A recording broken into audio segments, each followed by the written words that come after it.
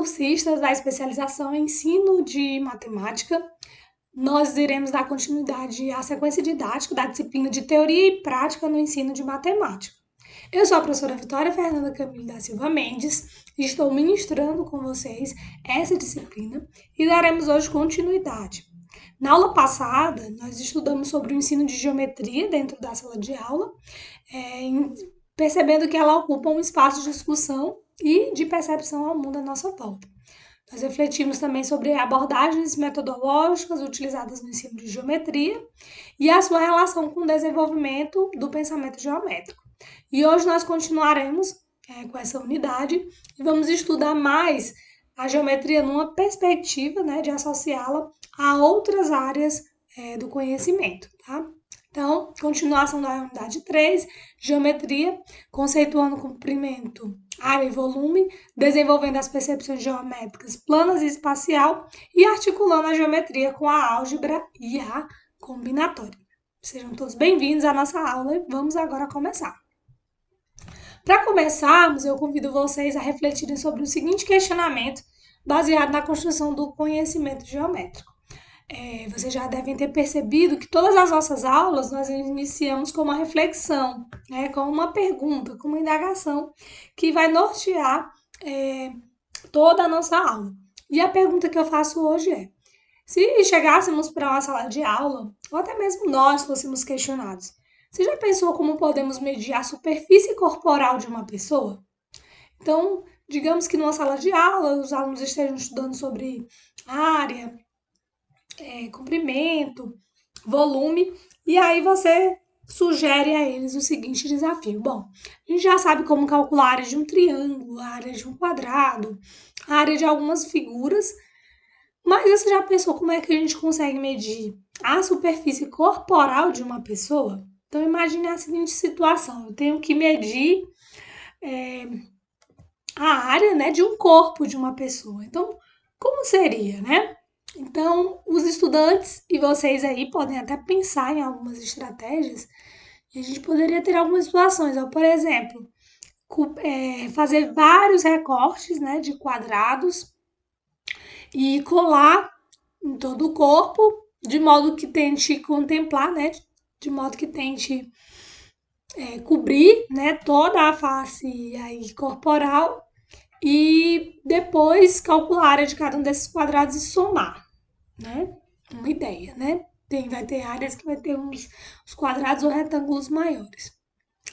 Outra ideia que a gente poderia ter era pensar o seguinte: olha, faz uma roupa, né? Uma roupa que cubra toda a face, né? Todo o corpo, né? Até a face, uma roupa de um tecido, né?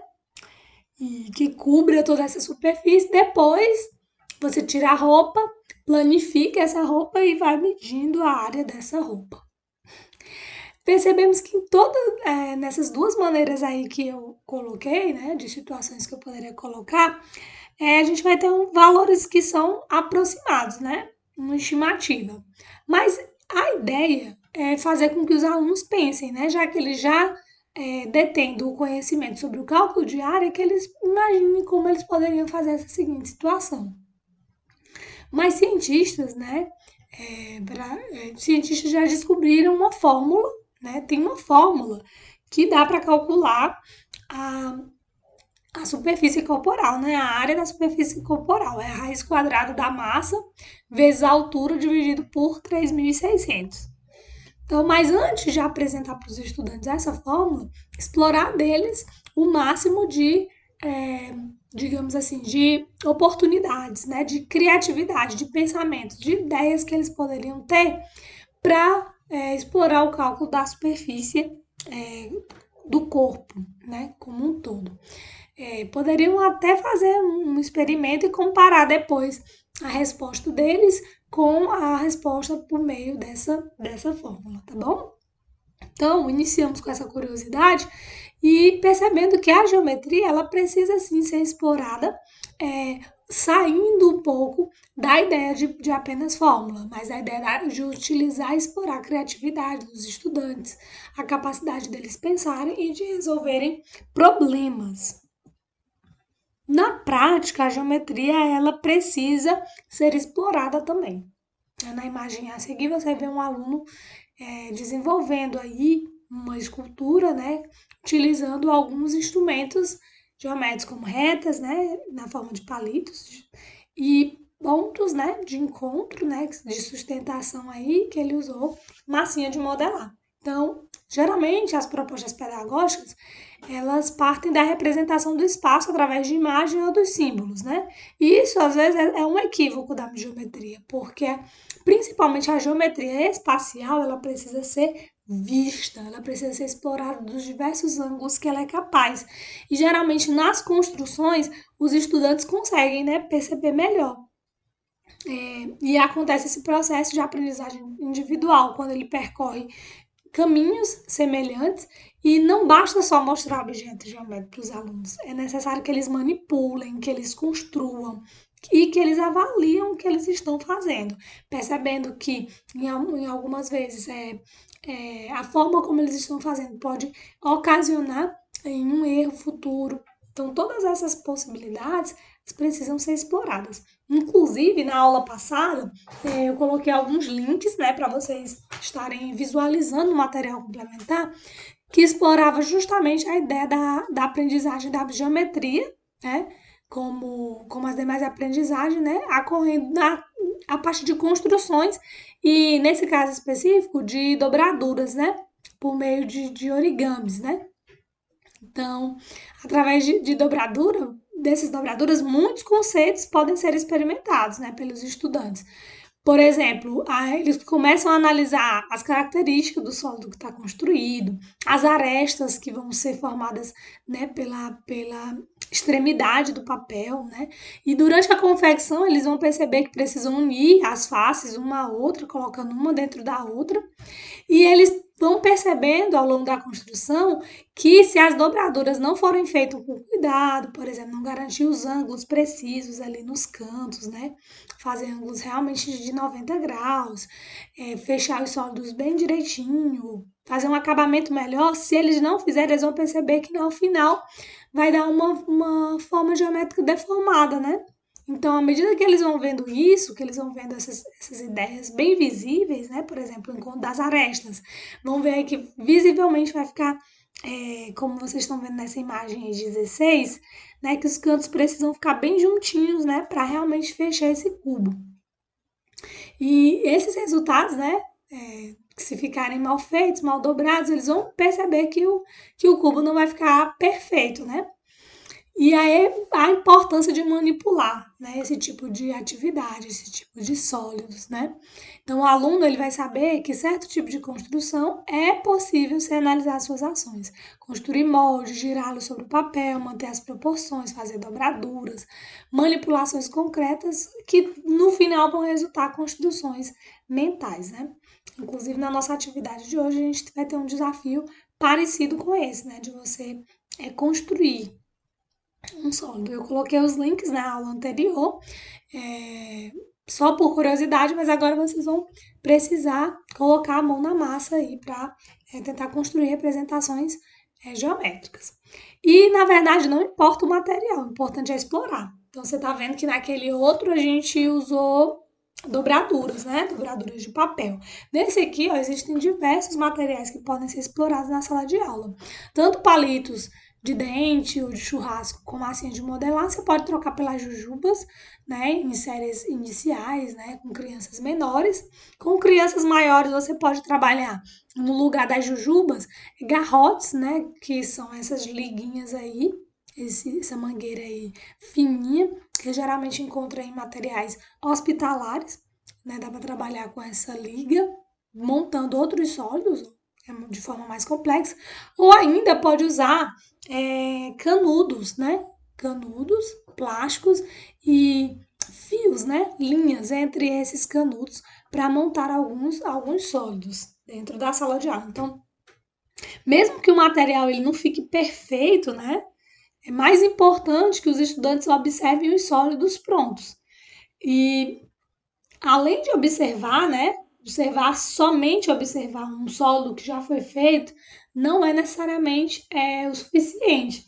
É preciso que o estudante ele construa, ele consiga perceber no mundo real que vai existir diversos objetos geométricos, como aqueles que ele estudou na sala de aula, e que esses objetos têm funções específicas. Por exemplo, quem nunca brincou de bola, né, de uma bola? E aí, quando o professor explora sobre a esfera, ele vai dar características da esfera que se assemelham às características que o aluno já conhece da esfera, né? Ou quem nunca brincou de dados, né, sobre funções em jogos sobre dados. Mas o fato de ele ter brincado apenas com o dado não quer dizer que ele conheça necessariamente todas as propriedades do dado. Então, mesmo que ele saiba a função da bola, o que uma bola faz, ele pode não saber as propriedades da esfera, do mesmo jeito do dado. Assim como ele sabe para que serve um dado, como o dado funciona, ele pode não saber as propriedades de arestas, de vértice, de face de um dado. Mas você associando a ideia do, do sólido, né, geométrico estudado, né, o prisma, e associar um dado, vai facilitar na mente daquele estudante fazer essa conexão e fazer essa releitura desse tipo de material, tá? Medidas e mais medidas. Então, nós temos que, quando nós pensamos nos números no cotidiano, nós podemos lembrar, por exemplo, em 5 quilos, 3 flores, 8 horas, enfim.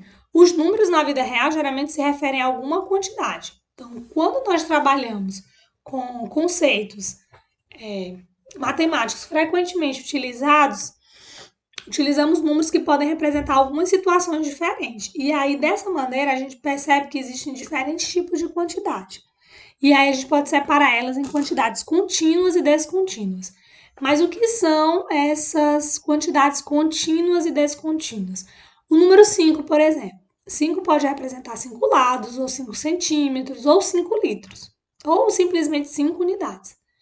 Pois bem, em cada uma dessas situações que a gente citou do número 5, ele está acompanhado de um sobrenome. Sobrenome é o que vai defini-lo, né? Lados ou centímetros, litros, unidade. Então, empiricamente, as quantidades, podemos pensar em quantidades descontínuas como sendo objetos distintos.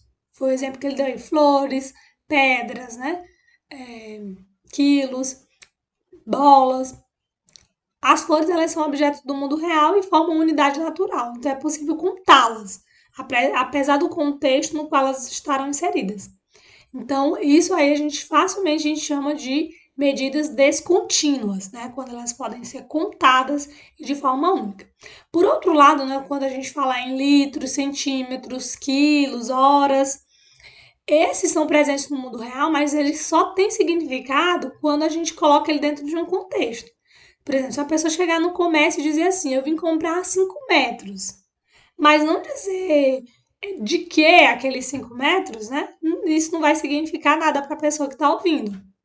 Se ele chegar em uma marcenaria, uma ferragem, ele pode, exemplo, pedir 5 metros. 5 metros de caibros, né? De ripas, de madeira. Ou se ele chegar em uma obra de construção, ele pode pedir 5 metros de fios, né? De energia, 5 metros de mangueira e por aí vai.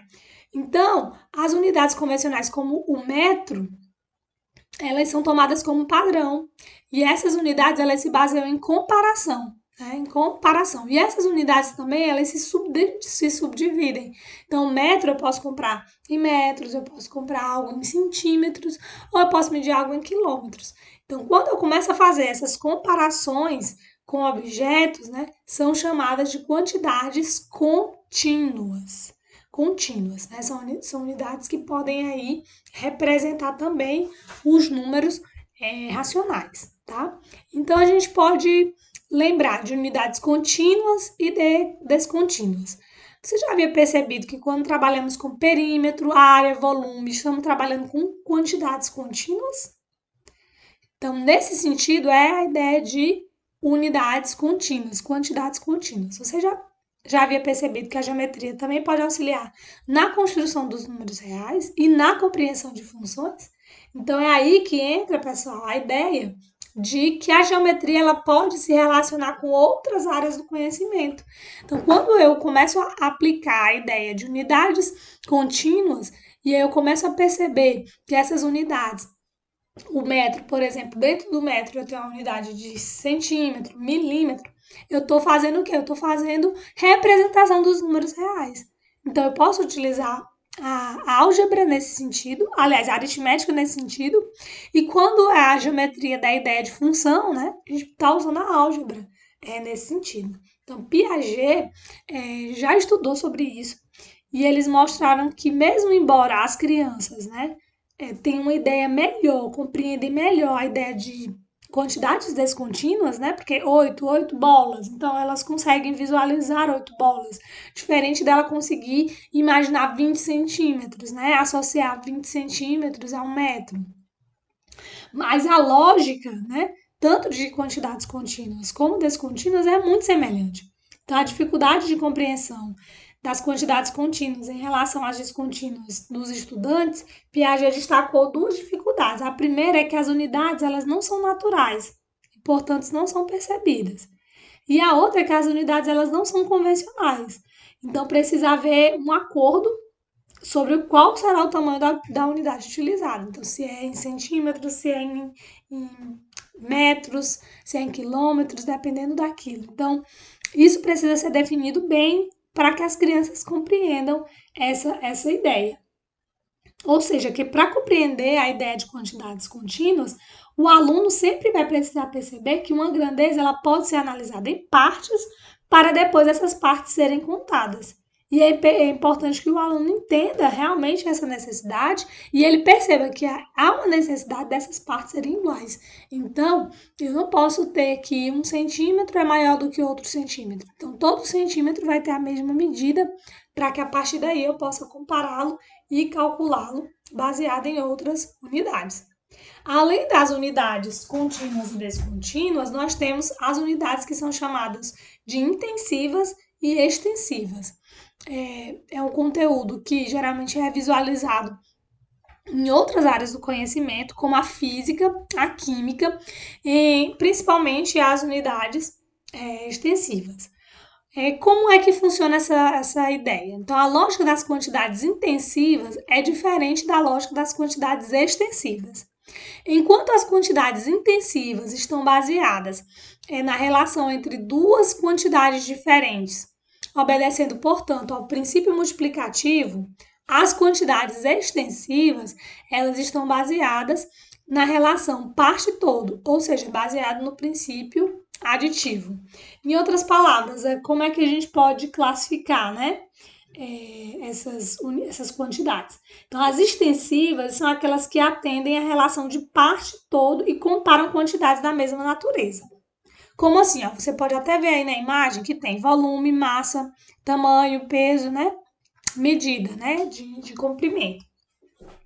Dentro, por exemplo, de uma balança, a gente sabe que a balança ela pode medir em quilos. Aí, existem unidades maiores, que é o quê? O quilograma, né? O quilo, quilograma, tonelada, que representa 1000 vezes 1 quilo. E ainda tem unidades menores, como unidades do tipo miligrama, né? A grama em si. Tem todas essas que estão embaixo, elas são medidas dessa maneira, né? Tanto o comprimento, a ideia de tamanho, a ideia de volume. Nesse caso, as, as, as quantidades, já as quantidades intensivas, elas envolvem comparação de quantidade de natureza diferente e não respeitam, portanto, a relação de parte-todo. Então, por exemplo, vamos dar uma ideia aqui de quantidades extensivas, né? Bom, vamos lá. Para medir o comprimento, a gente usa centímetro. Para medir a área, né? A gente usa o comprimento para medir centímetro para medir o comprimento. Para medir a área, a gente já usa centímetro ao quadrado. Centímetro quadrado. Para medir o volume, a gente usa o quê? Centímetros cúbicos. Né? Ou seja, são da mesma natureza, são grandezas da mesma natureza, né? Que dão ideia de comprimento, só que elas saem de parte para o todo, né? Elas saem por exemplo, de centímetro para centímetro quadrado para centímetro cúbico. Então, representam aí comprimento, área e volume, respectivamente, podem ser consideradas de propriedades extensivas. Agora, por exemplo, quando a gente vai medir o percentual, a velocidade, a densidade, de alguma coisa, como está o exemplo aí das imagens, né? O ponto de ebulição de um determinado líquido, a temperatura em algumas situações, o brilho de um diamante, a dureza de um material, a densidade, velocidade. Quando a gente usa a velocidade ela é dada em quê? Quilômetros por hora, né? O gasto de energia, né? Quilowatts hora. Então aí a gente está vendo o quê? Que a gente está usando duas unidades de medidas diferentes e estamos fazendo o que aí entre elas?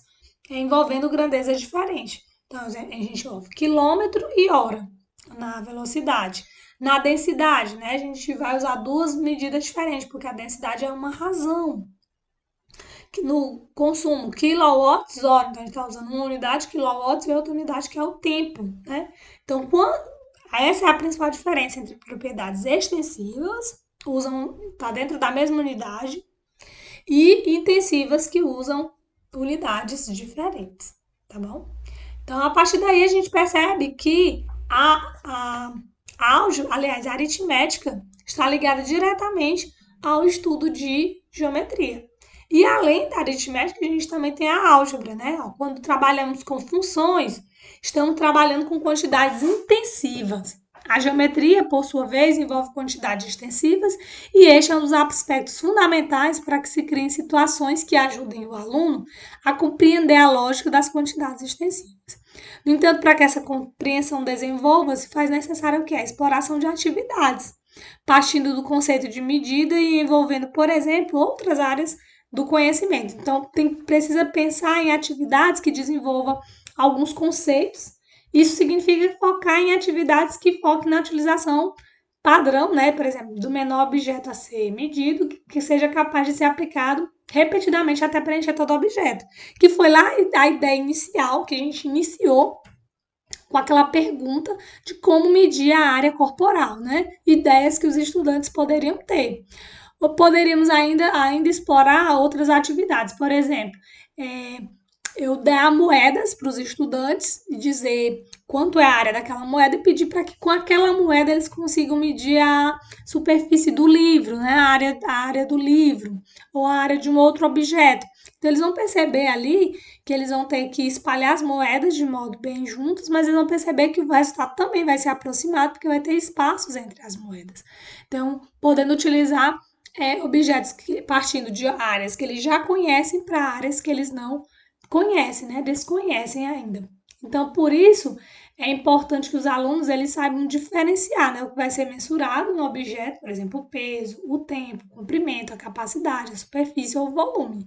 Para cada situação, é importante que seja escolhido o que é a unidade adequada e o objeto adequado, né, para análise. Então, para explorar essa relação de parte todo do contexto de volume, essa unidade ela precisa ser de volume ou de área, dependendo da situação em que ele está sendo explorado. Então, há aí uma conexão bem grande entre a geometria e a álgebra. E talvez nós, como professores, ou vocês, professores ou futuros professores, ainda não tenham compreendido que sim, a geometria ela pode sim fazer associações com a álgebra. E a geometria combinatória? Será que é possível a gente fazer alguma relação da geometria com a análise combinatória, por exemplo? E sim, sim, podemos. Aqui eu trouxe um exemplo bem conhecido, clássico, dos problemas de análise combinatória, quer dizer o seguinte, quantos triângulos a gente consegue formar com pontos, né? Com 8 pontos. E aí a gente vai analisar se esses pontos não podem ser colineares, ou esses pontos podem ser circulares, ou esses pontos podem estar em duas retas. Então, perceba que se eu tiver, por exemplo, aqui eu já desenhei, já tem alguns, né? Alguns pontos, alguns triângulos, mas se eu levasse em consideração apenas esses pontos aqui em questão, digamos até aqui, né? Percebam que daria para montar esse triângulo. Se você for fazer, dava para montar esse outro triângulo aqui. Esse outro foi montado, agora é para montar esse outro. Mas percebam que a cada um ponto daqui eu tenho várias possibilidades de triângulo. Eu tenho essa, uma. Daqui eu tenho essa aqui também, ó. Duas. Daqui eu teria outro triângulo aqui, tá? Então, ó, partindo de um ponto daqui, eu tenho quantas possibilidades de triângulo, de formar triângulos aqui? Então, se aqui tem 4 pontos, eu teria 3 possibilidades de triângulos aqui. Usando esse segundo ponto, aí eu teria 1, né? 2, 3, né? Então, você vai ver o quê? Que a cada ponto ali de cima, eu teria 3 possibilidades de construir triângulo, o que gera uma combinação, né? Então, eu posso combinar os pontos, né?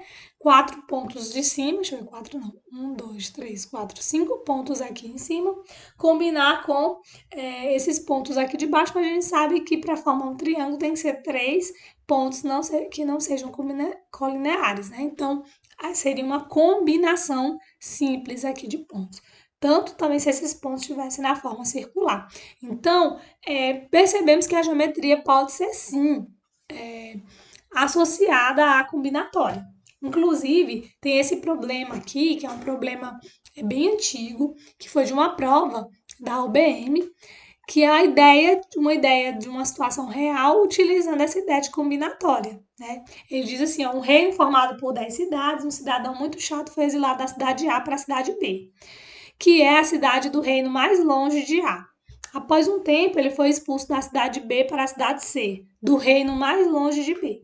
Sabe que a cidade C não é a mesma cidade A.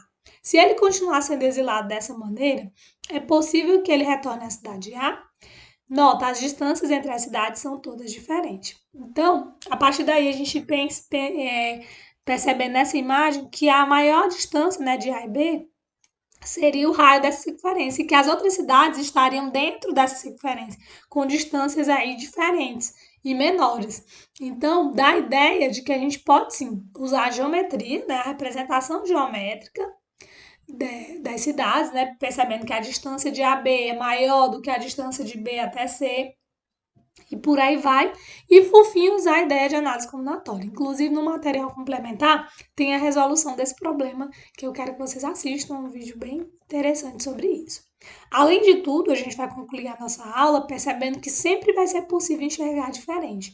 Na geometria, a gente precisa sempre estar observando os ângulos, como está aí nessa animação, né? Dependendo do lado que eu olho, da forma que eu olho, eu posso ter visões diferentes. Então, além de efetivar operações, problematizar ações, criar registros que levem à abstração, é preciso ter um cuidado para não reduzir tudo isso à ação. As experiências com os objetos físicos servem para compreender como estas ações estão articuladas e também são capazes de serem articuladas a outra. Então, um objeto, duas crianças, duas pessoas sentadas em uma mesa, uma de um lado e outra do outro. Se eu colocar objetos na frente dessas duas crianças, cada uma vai observar esses objetos de maneira diferente, porque elas estão em ângulos diferentes. Assim, se eu pedir para fotografar o mesmo objeto em diversos ângulos. Então, aí reside a importância dos materiais concretos e também a utilização, por exemplo, de softwares, né? Como é o exemplo dessa animação. Então, eu poderia na construção dessa animação, perceber outros ângulos, né? Sem necessariamente usar o objeto físico, né? O próprio objeto físico. Então, nós encerramos agora a nossa unidade 3 e encerramos também o conteúdo programático para nossa para nossa disciplina. A próxima aula vai ser um compilado, um resumo daquilo que nós estudamos até aqui e depois nós teremos a nossa avaliação. A atividade avaliativa de hoje vai ser um fórum discursivo em que vocês vão colocar neste fórum a opinião de vocês sobre construções geométricas. Seria interessante que também, se fosse possível, você anexasse um vídeo de alguma construção que você fez em casa para mostrar para mim que você realmente conseguiu fazer, por exemplo, aquela ideia de origami, ou a ideia de palitinhos de dente, ou a ideia de canudos, como atividade para essa semana. Muito obrigada, agradeço a atenção de vocês